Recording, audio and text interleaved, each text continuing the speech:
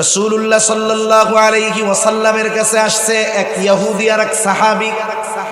একটা জমি নিয়ে দ্বন্দ্ব দুজনের মধ্যে। প্রমাণ হাজির করা হলো, সকলে সমান সমান। লাস্টে আল্লাহর রাসূল সাল্লাল্লাহু আলাইহি ওয়াসাল্লাম বললেন, কসম করো কসম। এইবার ইহুদি জমির মালিক না হওয়ার পরেও নির্দ্বিধায় সে কসম করে বসলো। সাহাবীও তো সত্যের উপর, সেও কসম করলো। এইবার ইহুদি মিথ্যা কসম করেছে, নবীজি বুঝতে পেরেছেন। এরপরেও দেখেন, যেহেতু ইহুদি যদি কসম করে রায়টা তার পক্ষে চলে যাবে, নবীজি সাল্লাল্লাহু আলাইহি ওয়াসাল্লাম ইহুদি বিধায় রায়টা তার বিপক্ষে দেন নাই, বরং রায়টা ইহুদির পক্ষেই নবীজি দিয়েছে। শুধু তাই না, অনেক মুনাফিক তো নবীজির বিচার মানতে চায় নাই। মুনাফিক আর একজন মুসলিম ইহুদির মধ্যে নবীজি রায় দিলেন ইহুদির পক্ষে। মুনাফিকের পছন্দ হয় নাই রায়, চলে গেছে আপিল করছে আবু বকর রাদিয়াল্লাহু তাআলা আনহুর কাছে।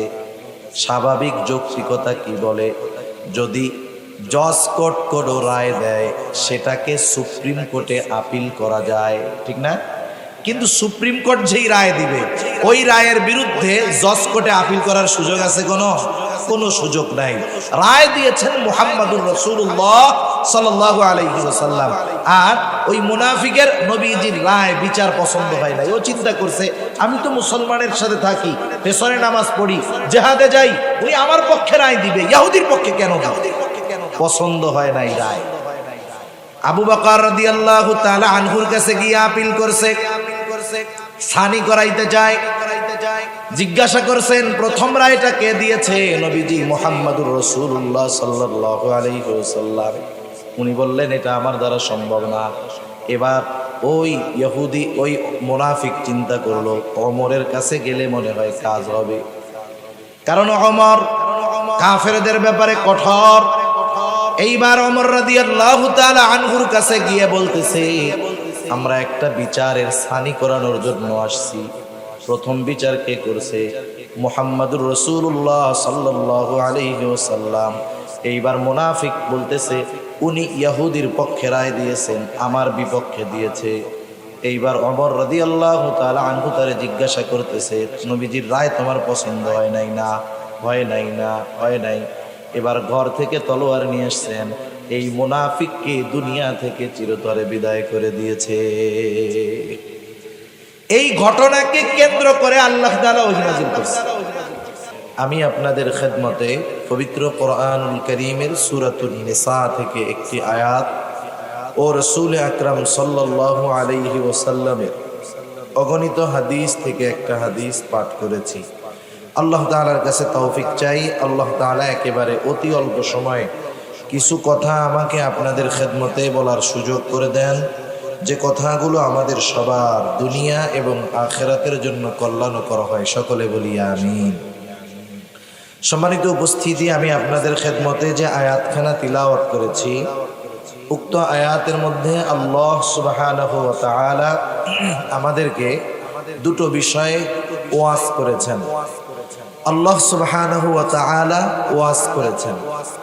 আল্লাহ রাব্বুল আলামিন বলেন, ইন্নাল্লাহা ইয়া'মুরুকুম আন তু'আদ্দুল আমানাতি ইলা আহলিহা।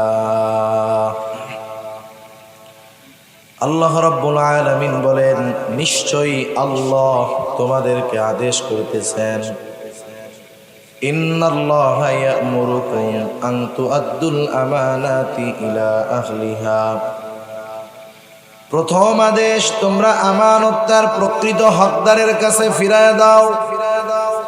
দ্বিতীয় আদেশ, ওয়া ইযা হাকামতুম বাইনান নাসি আন তাহকুমু বিল আদল। তোমরা যখন মানুষের মধ্যে বিচার আচার করবা, ন্যায় বিচার করবা। এক নম্বর আদেশ, আমানত তার হকদারের কাছে ফিরায় দাও। দুই নাম্বার, যখন তোমরা বিচার আচার করবা, ন্যায় বিচার করবা, ন্যায় বিচারের সাথে আমানতদারিতার একটা সম্পর্ক আছে। কারণ এ কথা হয়তো আমাদের জানা আছে, আমানত শুধুমাত্র লেনদেনের মধ্যে সীমাবদ্ধ কোনো বিষয় নয়। বরং আমানতদারিতা এটা ব্যাপক একটা জিনিস। এই জন্য যখন কেউ বিচারকের আসনে সমাসীন হন, যখন কেউ বিচারকের দায়িত্ব পান, ওই বিচারকের জন্য ন্যায় বিচার করাটাও আমানতদারিতা। বিচারকের কাছে যিনি বিচার প্রার্থী হিসাবে আসবেন, ন্যায় বিচার পাওয়া মাজলুমের আমানত।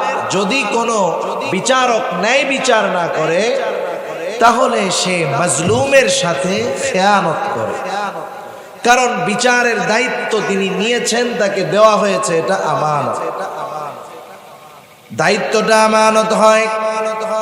অথচ আফসোস, আজকে তো এমন এক জামানা, যেই জামানায় মানুষ দায়িত্ব নিজের থেকে নেওয়ার জন্য কাড়াকাড়ি করে। বিচারকের দায়িত্বে যিনি আছেন, তিনিও কিন্তু আমানত রক্ষার দায়িত্বে আছেন। ইমাম আজম আবু হানিফা রহমাতুল্লাহি আলাইহি এই বিচারকের দায়িত্ব নেওয়ার জন্য প্রস্তাব দিয়েছিল খলিফা মনসুর। মানুষের মাঝে যখন খলিফা মনসুর ইমাম আজম আবু হানিফা রহমাতুল্লাহি আলাইহিকে প্রস্তাব দিল প্রধান বিচারপতির দায়িত্ব নেওয়ার জন্য, ইমাম আবু হানিফা রহমাতুল্লাহি আলাইহি দায়িত্ব নিলেন না। সবার সামনে তিনি যখন খলিফার প্রস্তাবকে ফিরাইয়া দিলেন, খলিফা ইমাম আবু হানিফার উপরে প্রচন্ড রাগান্বিত হয়ে গেলেন। লজ্জিত যে আমার কথা মানে নাই, তার গায়রতে লাগলো। ইমাম আজম আবু হানিফা রহমাতুল্লাহি আলাইহির গায়ে খলিফা মনসুর চাবুক দিয়ে একটি আঘাত করলেন। খলিফা মনসুরের চাচা যখন জানতে পারলো খলিফা মনসুর এই কাজ করেছে, খলিফা মনসুরকে মনসুরের চাচা বলতেছে, ও মনসুর, কাজটা তুমি কিন্তু ভালো করো নাই, তুমি ইমাম আবু হানিফার কাছে ক্ষমা চাও। খলিফা রাষ্ট্রের প্রধান ইমাম আবু হানিফার কাছে গিয়ে ক্ষমা চাইবেন, এটা তার আত্মসম্মানে লাগতেছে। তিনি চিন্তা করলেন তিনি তার বিশ্বস্ত লোকটাকে ক্ষমা চাওয়ার জন্য ইমাম আবু হানিফার কাছে পাঠায়া দিবেন। বিশ্বস্ত লোকটাকে পাঠায়া দিলেন, সাথে এক থলে স্বর্ণ মুদ্রা দিয়ে ইমাম আবু হানিফার কাছে পাঠানোর সময় বললেন, শোনো, ইমাম আবু হানিফাকে গিয়ে বলবা খলিফা তার আচরণের জন্য লজ্জিত, দুঃখিত, আপনার কাছে ক্ষমা চাইছে, মাফ করে দিয়েন। সাথে সাথে আমার পক্ষ থেকে এই এক থলে স্বর্ণ মুদ্রা তাকে হাদিয়া দিবা। বলবা এই হাদিয়া যদি আপনি গ্রহণ করেন, খলিফা সুনিশ্চিত হবে যে আপনি তাকে ক্ষমা করছেন। লোকটা ইমাম আবু হানিফার কাছে চলে গেল, গিয়া সব খুলে বলল। ইমাম আবু হানিফা রহমাতুল্লাহি আলাইহি বললেন, ঠিক আছে, খলিফা যেহেতু তার কর্মের জন্য লজ্জিত, আমি তাকে ক্ষমা করে দিলাম, মাফ করে দিলাম। এইবার লোকটা বলতেছে, আপনার জন্য খলিফা এক থলে স্বর্ণ মুদ্রা হাদিয়া দিয়েছে, আপনি এটা গ্রহণ করলে খলিফা সুনিশ্চিত হবেন যে আপনি তাকে ক্ষমা করে দিয়েছেন। এইবার ইমাম আবু হানিফা রহমাতুল্লাহি আলাইহি লোকটাকে জিজ্ঞাসা করতেছে, তুমি আর তোমার খলিফা যে আমাকে হাদিয়া দিল, এই হাদিয়া কি তার ব্যক্তিগত সম্পদ থেকে দিয়েছে নাকি? লোকটা বলতেছে, না, রাষ্ট্রীয় কোষাগার থেকে দিয়েছে। ইমাম আবু হানিফা রহমাতুল্লাহি আলাইহি বললেন, কোন খলিফার এই অধিকার নাই, কোন রাষ্ট্রপ্রধানের এই অধিকার নাই।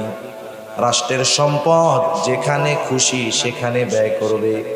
খলিফার দায়িত্ব হলো, রাষ্ট্রপ্রধানের দায়িত্ব হলো রাষ্ট্রের সম্পদ রক্ষণাবেক্ষণ করা, যথাযথ হকদারকে দেওয়া, অপচয় রোধ করা।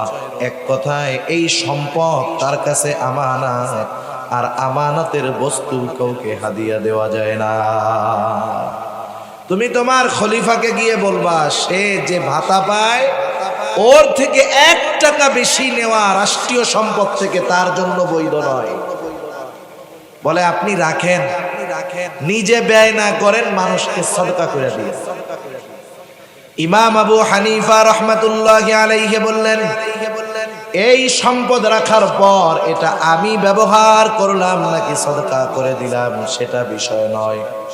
তোমার খলিফা জানবে যে ইমাম আবু হানিফা আমার হাদিয়া গ্রহণ করেছে, এই জন্য তুমি ফেরত দিবা, সাথে সাথে কথাগুলো তাকেও বলবা।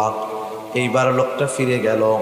ইমাম আবু হানিফা যেই কথাগুলো বলতে বলছে সেই কথাগুলো খলিফাকে বলল। খলিফা আগের চাইতে আরো বেশি রাগান্বিত হয়ে যায়। এইবার ইমাম আবু হানিফাকে আটকায়া দিল জেলখানায়। অত্যাচারের উপর অত্যাচার, জুলুম করা হয়, চাবুক মারা হয়।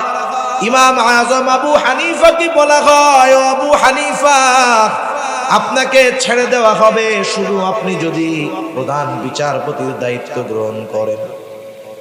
ইমাম আবু হানিফা এত জুলুমের শিকার হলেন, তবুও তিনি প্রধান বিচারপতির দায়িত্ব নেন নাই। ঐতিহাসিকদের দুইটি মত। প্রথম মত, যখন ইমাম আজম আবু হানিফার উপরে জুলুম অত্যাচার করেও তাকে নমনীয় বানাইতে পারল না, খাবারের সাথে বিষ মিশায়া ইমাম আবু হানিফাকে হত্যা করা হলো। আর এক বর্ণনা, তিনি যখন প্রচণ্ড অসুস্থ হয়ে গেলেন, ওনাকে বাড়িতে পাঠায় দেওয়া হলো, গৃহবন্দী করে দেওয়া হলো। ওই অবস্থায় তিনি দুনিয়া থেকে ইন্তেকাল করলেন। ইমাম আবু হানিফাকে জিজ্ঞাসা করা হয়েছিল, ও ইমামে আজম, আপনি এত জুলুম অত্যাচার সহ্য করলেন, দায়িত্বটা নিলে তো আপনার উপরে এত জুলুম অত্যাচার হইতো না। আপনি তো প্রধান বিচারপতির দায়িত্ব নেওয়ার যোগ্যতা আপনার মধ্যে ছিল, এরপরেও কেন নেন নাই?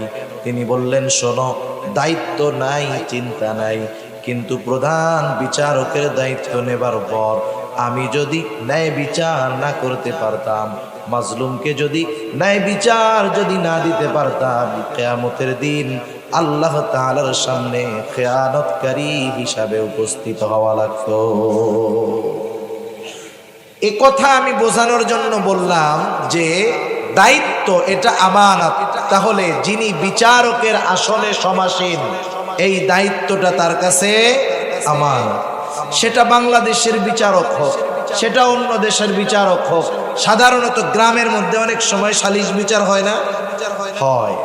অনেকে দুই পক্ষ একজনকে যখন মানে যে উনি আমাদের মধ্যে ফয়সালা দিবেন, উনি তখন বিচারক। প্রত্যেকটা ক্ষেত্রে বিচারের দায়িত্ব, রায়ের দায়িত্ব যার হাতে দেওয়া হবে, এটা তার কাছে আমানত, এবং অবশ্যই অবশ্যই এই আমানত মনে করে তাকে ন্যায় বিচারই করতে হবে। আমি প্রথম ওয়াজের আলোচনা করব না। দ্বিতীয় বিষয়টা আমি বলতে চাই, যেটা আল্লাহ রাব্বুল আলামিন প্রথমটা বললেন, ইন্নাল্লাহা ইয়া'মুরুকুম আন তুআদ্দুল আমানাতি ইলা আহলিহা ওয়া ইযা হাকামতুম বাইনান নাস। যখন তোমরা মানুষের মধ্যে বিচার করবা, সেই বিচারক হতে পারে সুপ্রিম কোর্টের, হতে পারে জজ কোর্টের, হতে পারে এলাকার মানুষের দ্বারা নির্বাচিত কোনো বিচারক, হতে পারে দুইজনের মধ্যে দ্বন্দ্ব, তৃতীয় আর একজন ব্যক্তি সে বিচারক। প্রত্যেকটা ক্ষেত্রে আল্লাহ তাআলা বলেন ন্যায় বিচার করবে। ওয়া ইযা হাকামতুম বাইনান নাসি আন তাহকুমু বিল আদল, ন্যায় বিচার করবা। যদি কখনো এমন হয় বিচারকের আসনে আমি আপনি, আমার আপনার কাছে বিচার চাইতে আসছে আমার শত্রু, কি করব? আল্লাহ রাব্বুল আলামিন বলেন, খবরদার খবরদার, ওয়ালা ইয়াজরিমান্নাকুম শানাআনু কওমিন আলা আল্লা তা'দিলু ই'দিলু হুয়া আকরাবু লিত্তাকওয়া। যখন কোন শত্রু, যার প্রতি আমার বিদ্বেষ আছে, আমার শত্রুও যদি আমার কাছে আসে, আমি যদি বিচারকের আসনে বসে থাকি, আল্লাহ রাব্বুল আলামিন বলতেছে তুমি ন্যায় বিচার করবে। এখন তো শত্রু হওয়া লাগে না, এমনিতেই তো কতজন চোখের কাটা হয়ে বসে আছে, ঠিক কিনা বলেন? কতজন আছে, শত্রুতা নাই, কোনো কিছুই নাই, এমনিই ওরে দেখতে ভালো লাগে না, এই জন্য তাদের ব্যাপারে ন্যায় ফয়সালা দেয় না। নাইলে এদেশে এমন হওয়ার কথা না যে 350 ক্রস ফায়ারের মূলে যে তাকে রাজকীয় হালে আদালতে নেওয়া হয়। 7 মার্ডারের যিনি মূল হোতা, আদালতে যখন নেওয়া হয়, হাতে গোল্ডেন কালারের ঘড়ি, চুলগুলো ভাঁজ করা পরিপাটি, পাঞ্জাবিটার মধ্যে পুরা আয়রন করা ভাঁজ। আর কোন অপরাধে কিছু মানুষ জেলে, ওই অপরাধেরও কোনো হদিস নাই, কোনো সাক্ষী নাই, অথচ একেবারে বিনা বিচারে যাদেরকে আটকায় রাখা হয়েছে তাদেরকে এমন ভাবে আদালতে হাজির করা হয় কেমন যেন মনে হয় বিশ্বের সবচাইতে বড় সন্ত্রাসী। ঠিক কিনা বলেন? মনে রাখতে হবে, দুনিয়ায় যখন ইনসাফ থাকে না, ন্যায় বিচার থাকে না, যখন এই অবস্থা হয়, ন্যায় পরায়ণতা থাকে না, বুঝতে হবে অচিরেই আল্লাহ সুবহানাহু ওয়া তাআলার গোসা ওই জাতির উপরে পতিত হবে। ঠিক কিনা বলেন? আর এই কথাও মনে রাখতে হবে, আজকের দিনটা হয়তো জালেমের, আগামী দিনটা কিন্তু মাজলুমের। ঠিক কিনা বলেন? এজন্য বিচারকের দায়িত্ব কঠিন এক দায়িত্ব। যারা এই দায়িত্ব পেয়ে ফ্যাসিলিটি, অনেক শান্তি আরাম আয়েশের জীবন যাপন করতেছে, কিন্তু দুনিয়ার জিন্দেগি তো একটা সময় শেষ হবে, তখন জবাবদিহিতা করা লাগবে। সেজন্য সকলেই, যদি দুইজনের মধ্যেও আমাকে বিচারক ফয়সাল হিসাবে মনোনীত করা হয়, আমি প্রত্যেকটা জায়গায় ইনসাফ ভিত্তিক বিচার করব। রাসূল আকরাম সাল্লাল্লাহু আলাইহি ওয়াসাল্লাম ন্যায় বিচারের সর্বোত্তম উপমা আমাদের সামনে রেখে গেছে, রাসূলের সাহাবায়ে কেরাম রেখে গেছেন। আমরা সেই নবীর উম্মত, এজন্য এই বিষয়গুলো খেয়াল রাখব। রাসূলুল্লাহ সাল্লাল্লাহু আলাইহি ওয়াসাল্লামের কাছে আসছে এক ইহুদি আর এক সাহাবী, একটা জমি নিয়ে দ্বন্দ্ব দুজনের মধ্যে। প্রমাণ হাজির করা হলো, সকলে সমান সমান। লাস্টে আল্লাহর রাসূল সাল্লাল্লাহু আলাইহি ওয়াসাল্লাম বললেন, কসম করো, কসম। এইবার ইহুদি জমির মালিক না হওয়ার পরেও নির্দ্বিধায় এসে কসম করে বসলো। সাহাবীও তো সত্যের উপর, সেও কসম করলো। এইবার ইহুদি মিথ্যা কসম করেছে, নবীজি বুঝতে পেরেছেন। এরপরেও দেখেন, যেহেতু ইহুদি যদি কসম করে রায়টা তার পক্ষে চলে যাবে, নবীজি সাল্লাল্লাহু আলাইহি ওয়াসাল্লাম ইহুদি বিধায় রায়টা তার বিপক্ষে দেন নাই, বরং রায়টা ইহুদির পক্ষেই নবীজি দিয়েছে। শুধু তাই না, অনেক মুনাফিক তো নবীজির বিচার মানতে চায় নাই। মুনাফিক আর একজন অমুসলিম ইহুদির মধ্যে নবীজি রায় দিলেন ইহুদির পক্ষে। মুনাফিকের পছন্দ হয় নাই রায়, চলে গেছে আপিল করছে আবু বকর রাদিয়াল্লাহু তাআলা আনহুর কাছে। স্বাভাবিক যৌক্তিকতা কি বলে, যদি জজ কোর্ট কোনো রায় দেয় সেটাকে সুপ্রিম কোর্টে আপিল করা যায়, ঠিক না? কিন্তু সুপ্রিম কোর্ট যেই রায় দিবে, ওই রায়ের বিরুদ্ধে জজ কোর্টে আপিল করার সুযোগ আছে? কোনো সুযোগ নাই। রায় দিয়েছেন মুহাম্মাদুর রাসূলুল্লাহ সাল্লাল্লাহু আলাইহি ওয়াসাল্লাম। আর ওই মুনাফিকের নবীজির রায় বিচার পছন্দ হয় নাই। ও চিন্তা করছে, আমি তো মুসলমানের সাথে থাকি, পেছনে নামাজ পড়ি, জিহাদে যাই, উনি আমার পক্ষে রায় দিবে, ইহুদির পক্ষে কেন? পছন্দ হয় নাই রায়। আবু বকর রাদিয়াল্লাহু তাআলা আনহুর কাছে গিয়ে আপিল করছে, সানি করাইতে যায়। জিজ্ঞাসা করছেন, প্রথম রায়টা কে দিয়েছে? নবীজি মুহাম্মাদুর রাসূলুল্লাহ সাল্লাল্লাহু আলাইহি ওয়াসাল্লাম। উনি বললেন, এটা আমার দ্বারা সম্ভব না। এবার ওই ইহুদি, ওই মুনাফিক চিন্তা করলো, ওমরের কাছে গেলে মনে হয় কাজ হবে, কারণ ওমর কাফেরদের ব্যাপারে কঠোর। এইবার ওমর রাদিয়াল্লাহু তাআলা আনহুর কাছে গিয়ে বলতেছে, আমরা একটা বিচারের সানি করানোর জন্য আসছি। প্রথম বিচার কে করছে? মুহাম্মাদুর রাসূলুল্লাহ সাল্লাল্লাহু আলাইহি ওয়াসাল্লাম। এইবার মুনাফিক বলতেছে, উনি ইহুদির পক্ষে রায় দিয়েছেন, আমার বিপক্ষে দিয়েছে। এইবার ওমর রাদিয়াল্লাহু তাআলা আনহু তারে জিজ্ঞাসা করতেছে, নবীজির রায় তোমার পছন্দ হয় নাই? না, হয় নাই। না, হয় নাই। এবার ঘর থেকে তলোয়ার নিয়ে আসছেন, এই মুনাফিককে দুনিয়া থেকে চিরতরে বিদায় করে দিয়েছে।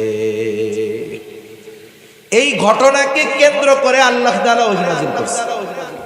তা দেখেন, ন্যায় বিচারের ক্ষেত্রে নবীজির উপমা কেমন। মাখজুম গোত্রের একজন মহিলা, আরবের অন্যতম প্রসিদ্ধ যেই কয়েকটা গোত্র ছিল কুরাইশ সহ, এর মধ্যে অন্যতম একটি গোত্র হলো মাখজুম গোত্র। ওই গোত্রের একজন মহিলা চুরির অপরাধে তাকে শাস্তি দেওয়া হবে। রাসূল আকরাম সাল্লাল্লাহু আলাইহি ওয়াসাল্লাম হুজরার ভিতর সাহাবা একরাম চিন্তা করতেছে, এই মহিলাকে যদি চুরির অপরাধে শাস্তি দেওয়া হয় মানুষেরা হয়তো সি করবে, নবীজির কাছে সুপারিশ করে এর শাস্তিটা একটু কমায় দেওয়া যায় নাকি, এই চিন্তা করতেছে। কিন্তু কে গিয়ে নবীজির কাছে এই কথা বলবে? হযরত উসামা বিন যায়েদ রাদিয়াল্লাহু তাআলা আনহু তখন ছোট। সাহাবা একরাম চিন্তা করলেন ওসামাকে দিয়ে কাজটা হবে। ওসামাকে বললেন, ওসামা তুমি তোমার নানার কাছে গিয়ে বলবা, নানা এই যে মহিলার হাত কাটা হবে উনি মাখজুম গোত্রের একজন মহিলা। এতটুকু কথা শিখায় দেওয়া হলো। হযরত ওসামা তখন ছোট, তিনি গিয়ে নবীজির কাছে এতটুকু কথা বললেন। নবীজির বুঝতে বাকি নাই যে এই কথাটা এই ছোট বাচ্চা নিজের থেকে বলে নাই, বরং ওকে কেউ শিখাইয়া দিয়েছে, কোনো সন্দেহ নাই। নবীজি বাহির হয়ে আসলেন। এসে নবীজি বলতেছেন, তোমরা কি এমন বিষয়ের জন্য সুপারিশ করতেছ যেই বিষয়ের রায় দিয়েছেন আল্লাহ, যেই বিষয়ের ফয়সালা দিয়েছেন আল্লাহ, তোমরা কি এমন বিষয়ের জন্য ফয়সালা তোমরা সুপারিশ করতেছ? এবার বর্ণনাকারী বলেন, নবীজি আমাদের সামনে দাঁড়ায় গেলেন, তিনি আমাদের উদ্দেশ্যে বক্তব্য দিলেন, খুতবা দিলেন। নবীজি বললেন, শোনো, তোমাদের পূর্বে আল্লাহ রাব্বুল আলামিন বহুত জাতিকে, বহুত কওমকে আল্লাহ তাআলা ধ্বংস করে দিয়েছে এই কারণে যে তাদের মধ্যে যখন কোন শরীফ মানুষ চুরির অপরাধে আটক হতো তাকে ছেড়ে দেওয়া হতো, তাকে শাস্তি দেওয়া হতো না। আবার যখন কোনো দুর্বল মানুষকে চুরির অপরাধে আটক করা হতো তার উপরে শাস্তি কার্যকর করা হতো। একটু বর্তমান জামানায় গোটা দুনিয়ার দিকে একটু খেয়াল করে দেখেন, হাজার কোটি টাকা পাচার করে শাস্তি নাই, অনেক সময় দেখি রুটি চুরি করে খাইয়া ফাঁসির জন্য জেলখানার মধ্যে অপেক্ষা করতে থাকে। আছে না এরকম?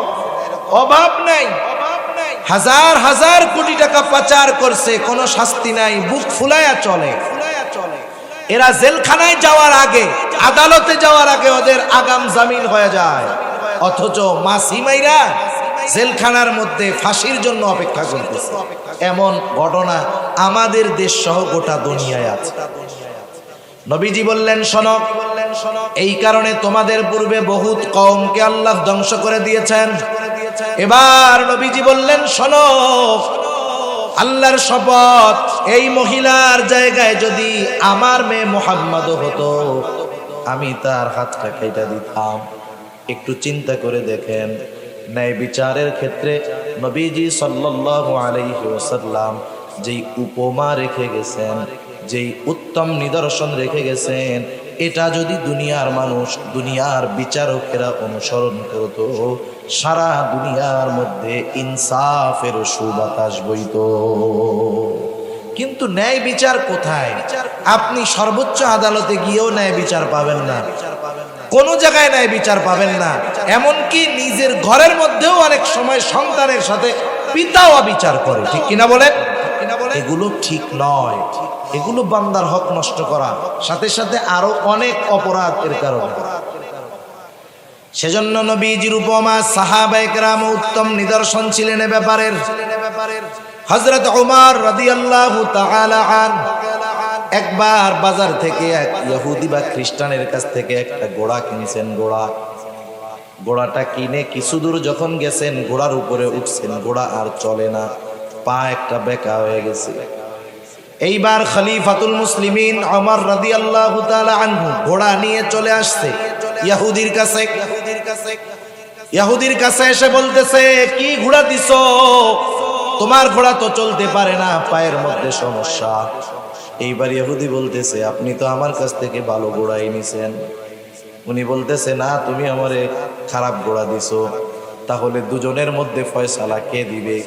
এইবার ওই ইহুদি বলতেছে, শুরাইহকে আমরা আমাদের মধ্যে ফয়সাল হিসাবে মানলাম। ঐতিহাসিক প্রসিদ্ধ কাজী শুরাইহ, তখনও তাকে দায়িত্ব দেওয়া হয় নাই। এইবার হযরত ওমর রাদিয়াল্লাহু তাআলা আনহু তখন খলিফাতুল মুসলিমিন, আর ওই ইহুদি শুরাইয়ের কাছে গিয়ে বলতেছে, এই ঘটনা, আমাকে তো এই ঘোড়াটা দিয়েছে, আমি কেনার পর কিছু দূর গেলাম, যাওয়ার পরে দেখি ঘোড়াটা আর চলতে পারে না, আমাকে ধোঁকা দিয়েছে, ঠকাইছে। এইবার ইহুদি বলতেছে, আমি ওনারে ভালো ঘোড়া দিয়েছি। আর ওমর রাদিয়াল্লাহু তাআলা আনহু বলেন, না, ঘোড়াটা ভালো না। গাজী শুরাইহ বলতেছে, খলিফাতুল মুসলিমিন, আপনি কি চান? আপনার চাওয়া কি, দাবি কি? বলে, আমার দাবি হলো যে আমি তারে ঘোড়াটা ফেরত দিব আর আমাকে তার টাকা, আমার টাকা ফেরত দিয়ে দিবে। তা আপনি যখন ঘোড়া কিনছেন ওর কাছ থেকে, তখন কি অবস্থা ছিল? বলে, তখন তো ভালোই ছিল, একটু পরে খারাপ হয়েছে।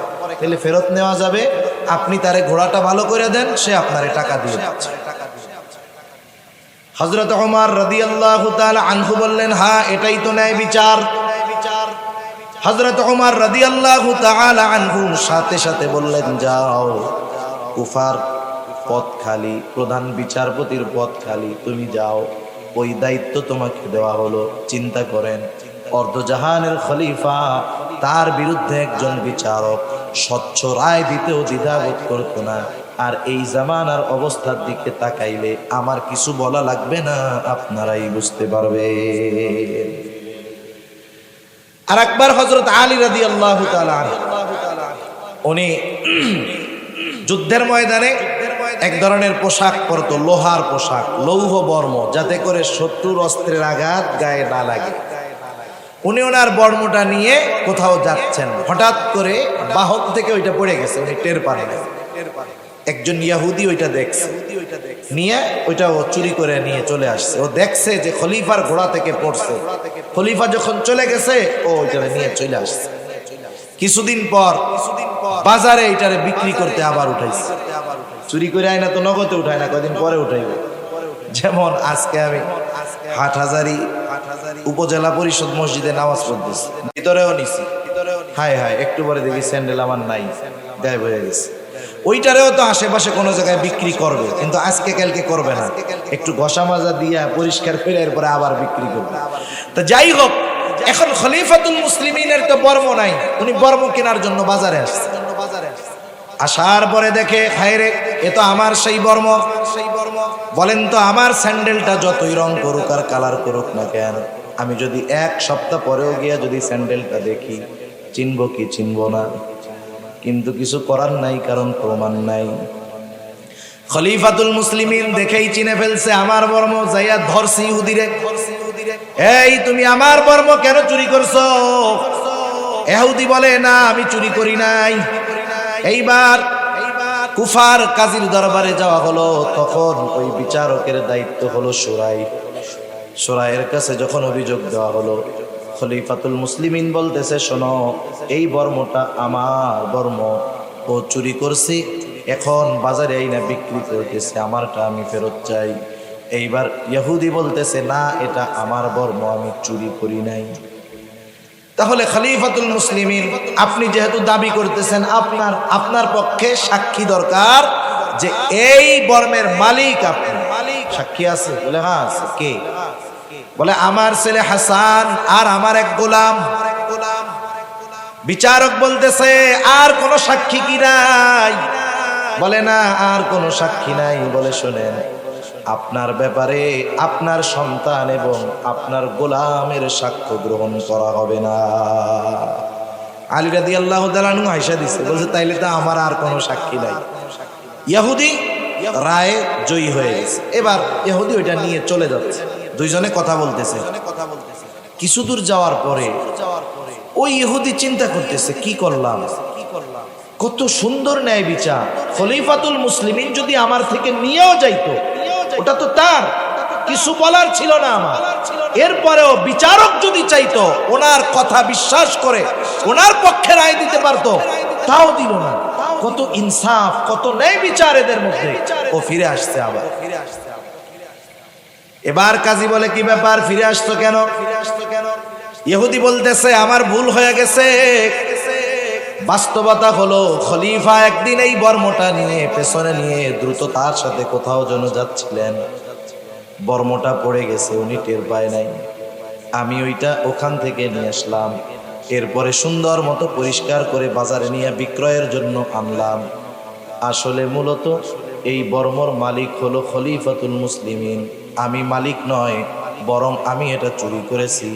কিন্তু আপনার এই বিচার আমার কাছে এত পছন্দনীয় হয়েছে, এইবার ওই ইহুদির অন্তরে এই ন্যায় বিচারের দৃষ্টান্ত দেখে তাওহীদের বাতি জ্বলে গেছে, ঈমান এনেছে, মুসলমান হয়ে গেছে। এক বর্ণনাকারী বলতেছে যে এই যুবকটাকে, এই ইহুদিকে আমি কিছুদিন পরে দেখেছি এক জিহাদের ময়দানে বীর বিক্রমের সাথে সে যুদ্ধ করতেছে। একটু চিন্তা করেন, ন্যায় বিচার কত গুরুত্বপূর্ণ একটি বিষয় ছিল, অথচ এই ন্যায় বিচার দুনিয়ার জমিন থেকে উঠেই গেছে। ইনসাফ নাই, ন্যায় বিচার নাই। কোন জায়গায় দেখবেন যে পরিপূর্ণভাবে ন্যায় বিচার মানুষ পায় না।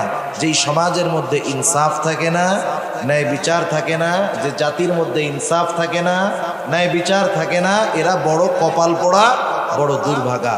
আর যে জাতির মধ্যে ইনসাফ থাকে, ন্যায় বিচার থাকে, সেই জাতি বড় সৌভাগ্যবান জাতি। আজকে এই ন্যায় বিচার আমাদের মধ্যে থাকার কথা ছিল, কিন্তু আফসোস মুসলমান বিচারকদের মধ্যে অবিচার আরো বেশি। ঠিক কিনা বলেন? কিছুদিন আগে একটা ভিডিও দেখতেছিলাম, একজন দেখাচ্ছে জাপানের মধ্যে একটা এয়ারপোর্ট, ওই এয়ারপোর্টটা বড় কোনো বিমান নামতে পারে না। এর কারণ কি? ওই এয়ারপোর্টের ঠিক মধ্যে চতুর্দিক দিয়ে সরকার জমি কিনছে, আর মধ্যে একটা লোকের মালিকানার, একটা লোকের কিছু জমি আছে, গভর্নমেন্ট তার কাছ থেকে কিনতে চায়, সে বিক্রয় করে না।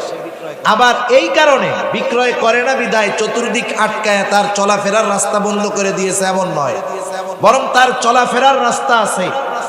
রাষ্ট্রপক্ষ বারবার চেষ্টা করতেছে যে তার কাছ থেকে জমিটা কিনতে। লোকটা বলে আমি বিক্রয় করব না।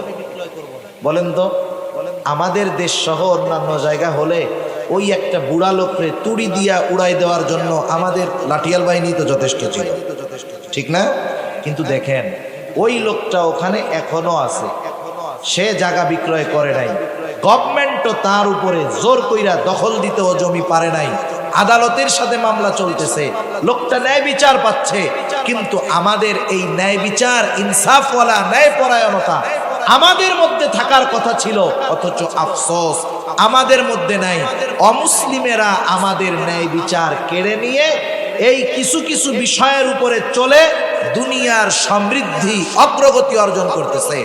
আর মুসলমানেরা অবিচার করে ন্যায় বিচারকে দূরে ঠেলে দিয়ে নিজেরা পেছনে পড়ে আছে।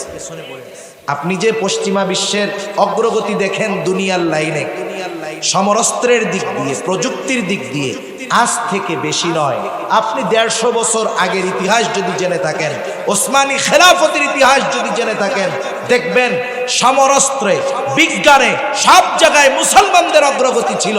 কিন্তু 100 বছর পার না হতে মুসলমানেরা যখন অবিচার ধরে নিয়েছে, ন্যায় বিচার বাদ দিয়েছে, ইনসাফ চলে গেছে, তখন ওই পশ্চিমারা, যাদেরকে মুসলমানেরা সভ্যতা শিখিয়েছে, ওরা দুনিয়ায় সমরস্ত্রের দিক দিয়ে শক্তিশালী, প্রযুক্তির দিক দিয়ে শক্তিশালী।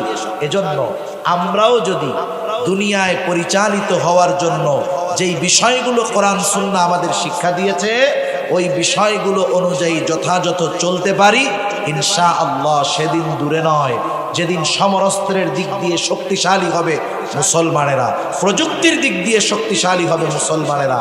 মনে রাখতে হবে, সব কিছুই দুনিয়ার জ্ঞান বিজ্ঞান দিয়ে আগমন ঘটানো যায় না, বরং কিছু জিনিস আছে ইনসাফের মাধ্যমে আসমানওয়ালার কাছ থেকে পাশ করাতে হয়। ঠিক কিনা বলেন? সেজন্য আমি আর লম্বা করব না। আল্লাহ সুবহানাহু ওয়া তাআলা এই আয়াতের মধ্যে আমাদেরকে দুইটা ওয়াজ করছেন। একটা ওয়াজ হলো আমানতদার হওয়ার জন্য, দ্বিতীয় ওয়াজ হলো আমরা যখন মানুষের মধ্যে বিচার করব, ন্যায় বিচার করব, শত্রুও যদি আমার কাছে বিচার প্রার্থী হিসাবে আসে, আমরা তাকেও ন্যায় বিচার দিব, তার ব্যাপারেও ন্যায় পরায়ণতার উপমা সাক্ষ্য আমরা রাখবো। তাহলে কি হবে? আল্লাহ সুবহানাহু ওয়া তাআলা জানায়া দিলেন। কতই না সুন্দর ওয়াজ তোমাদেরকে করলাম। ওয়াইদা হাকামতুম বাইনান নাস আন তাহকুমু বিল আদল ইন্নাল্লাহা নি'মা ইয়াইদুকুম বি। আল্লাহ তাআলা তোমাদেরকে কতই না সুন্দর ওয়াজ করলেন, ইন্নাল্লাহা কানা সামিআন বাসীরা। এই ওয়াজ জানার পরেও আমরা যদি আমল না করি, কিছু বলা বলি করি, দুনিয়ার কেউ না জানলেও জানবেন কে? সেজন্য আল্লাহ তাআলা বলেন, এই সুন্দর ওয়াজটা জানার পর তোমরা যদি আমল না করো, আমি আল্লাহ সেটা দেখব। এই সুন্দর ওয়াজটা জানার পর তোমরা কি আলোচনা করো, আমি আল্লাহ তাআলা কিন্তু সেটা শুনি। সেজন্য আল্লাহ সুবহানাহু ওয়া তাআলা আমাদের সকলকে সকলের অবস্থানে পরিপূর্ণ আমানতদার ও ন্যায়পরায়ণ হওয়ার তৌফিক আল্লাহ দান করুন। সকলে বলি আমিন। ওয়া আখিরু দাওয়ানা আলহামদুলিল্লাহি রাব্বিল আলামিন। আসসালামু আলাইকুম ওয়া রাহমাতুল্লাহি ওয়া বারাকাতুহু।